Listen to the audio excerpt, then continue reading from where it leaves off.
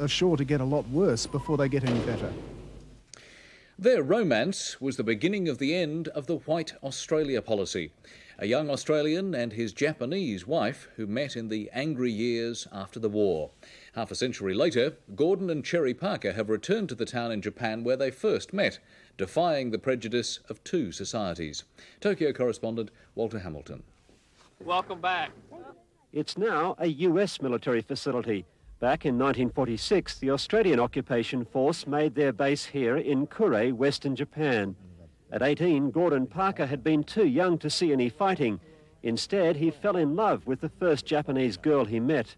Cherry Parker worked at the base, but the Australian policy of non-fraternisation meant they couldn't declare their romance.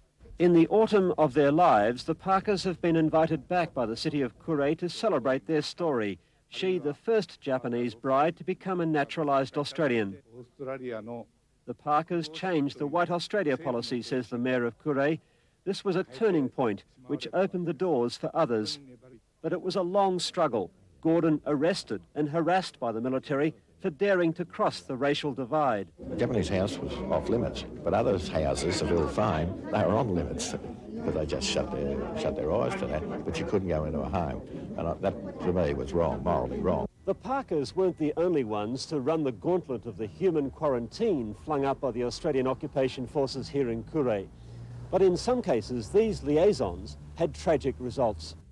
Around 200 children of mixed parentage were left in Japan, some simply abandoned, others prevented from joining their fathers because of the immigration laws.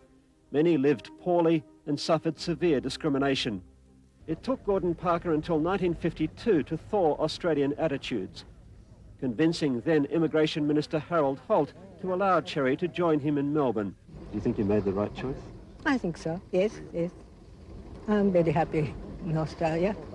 The Parkers' marriage has been blessed with 8 children and 16 grandchildren and helped change forever the way two enemy nations look at each other. A dramatic fatal